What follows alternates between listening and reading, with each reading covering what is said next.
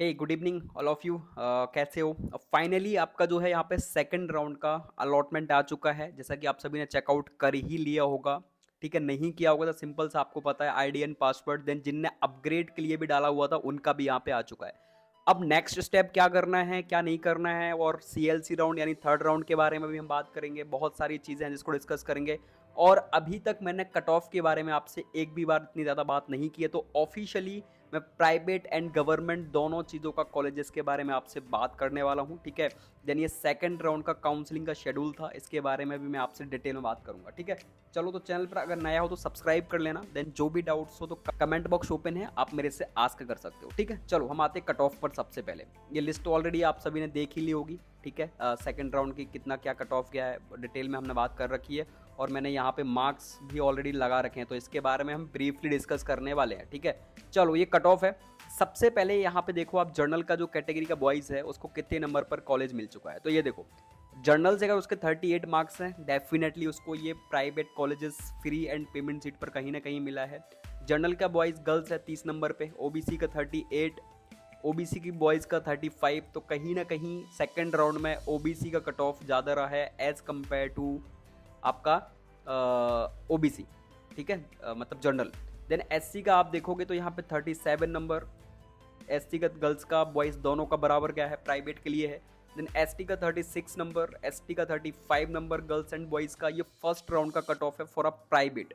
ठीक है, देन आप देखोगे यहाँ पे सेकंड में, अगर आपसे सेकंडली गवर्नमेंट की बात करूँ, देखो गवर्नमेंट कॉलेजेस में मैंने ऑलरेडी आपको बताया हुआ है थोड़ा सा कट ऑफ ज़्यादा रहता है। तो 42 नंबर बॉयज़ को गवर्नमेंट कॉलेज मिला हुआ है, भले ही जो है पेमेंट सीट पे मिला हो, बट उसको कॉलेजेस मिला हुआ है, फ्री पे भी मिला है। ये डिपेंड करता है आपकी चॉइस फिलिंग पे, और इसके साथ साथ डिपेंड करता है आपकी रैंक पे। ठीक है, 42 मार्क्स पर बहुत सारों को जनरल कैटेगरी और फ्री सीट भी मिली होगी, लेकिन कहीं ना कहीं उनकी रैंक बहुत अच्छी रही होगी, इसलिए उनको फ्री सीट पे मिला है। तो डिपेंड करता है कि रैंक क्या थी। जर्नल का अगर आप गर्ल्स हो तो 30 नंबर पे गवर्नमेंट कॉलेज मिल गया, ओबीसी में 40 नंबर पे गवर्नमेंट कॉलेज मिला है, ओबीसी में 41 नंबर पे, सॉरी 41 नंबर पे ये गर्ल्स का है। यहाँ पे बॉयज़ को हटा देना, ये यहाँ पे क्या लिखा हुआ है, गर्ल्स का कट ऑफ ये दिया हुआ है, यहाँ पे इसको बॉयज़ को हटा के गर्ल्स कर देना। ठीक है, देन मैं एससी की अगर आपसे बात करूँ तो यहाँ पे एससी में 42 बॉयज़ का कट ऑफ गया है, 43 एससी गर्ल्स का कट ऑफ गया है गवर्नमेंट कॉलेजेस के लिए। देन एसटी का 40 और एसटी का 41 गर्ल्स का कट ऑफ गया है। अब आप देख लो, इतने नंबर से अगर आपके नीचे हैं तो आपको इनके जितने नंबर्स नीचे हैं, इनको पता है ये जो प्राइवेट कॉलेजेस मिले इनमें कई स्टूडेंट्स को तो डेयरी मिला हुआ है भाई। अब आप सोचो, इनको प्रॉपर डिप्लोमा कॉलेजेस भी नहीं मिला है, इनको डेयरी मिला हुआ है। बहुत सारों को तो प्राइवेट कॉलेजेस डेयरी मिली हुई है। तो डेयरी करना इतना ज़्यादा बेनिफिशियल नहीं है, बट ठीक है ना। तो ये गवर्नमेंट एंड प्राइवेट दोनों का कट ऑफ निकल के आया है भाई। अब आप देख लो इसके करीब आपके मार्क्स हैं, देखो। देन मैं अभी बात करने वाला हूँ आपसे किस टॉपिक पर, कि भाई बेस्ट क्या है।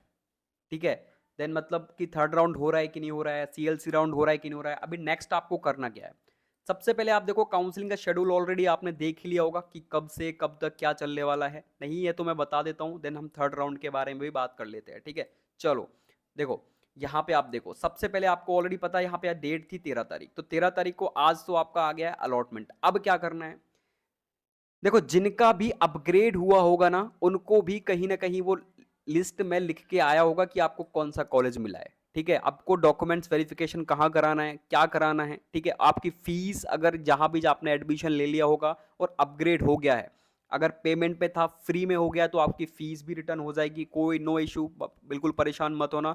बट जो सेंटर जो भी दिया है उसमें जाके आपको डॉक्यूमेंट्स वेरिफिकेशन कराना है।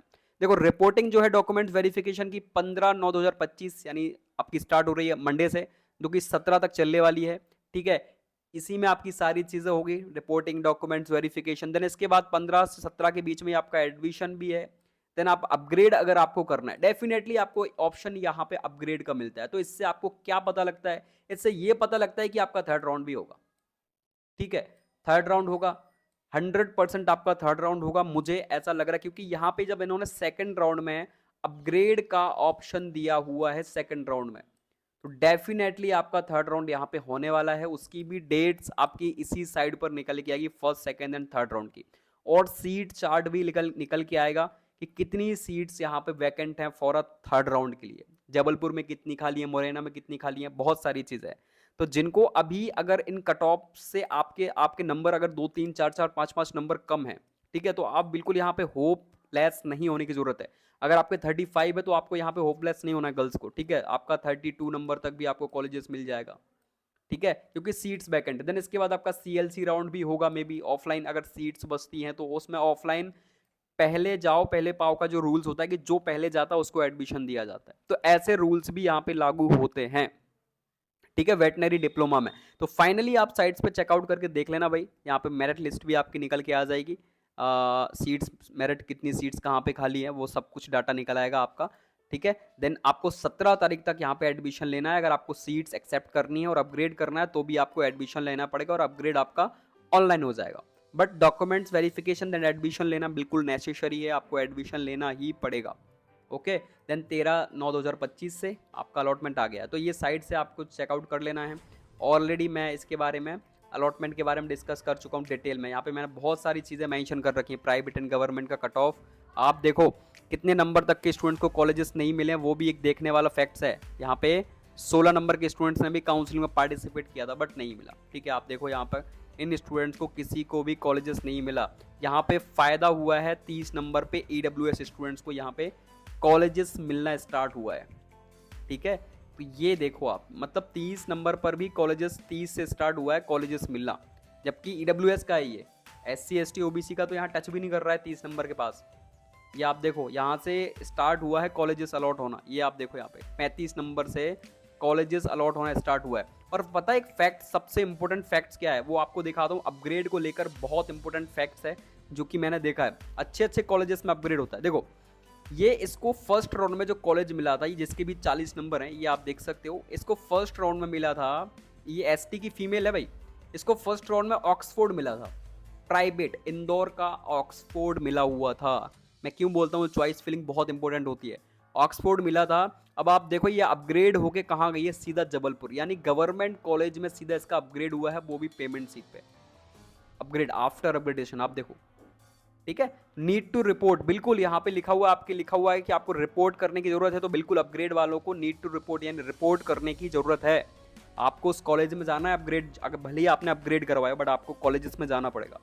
तो ये प्रॉपर आपकी लिस्ट निकल के आई, आप जरूर इसको चेकआउट करके देख लेना, और जो भी डाउट्स हो तो कमेंट बॉक्स ओपन है, आप आस्क कर सकते हो। बाकी हम मिलते हैं नेक्स्ट अपडेट के साथ, bye bye, tata and take care, और जय हिंद, जय भारत, वंदे मातरम।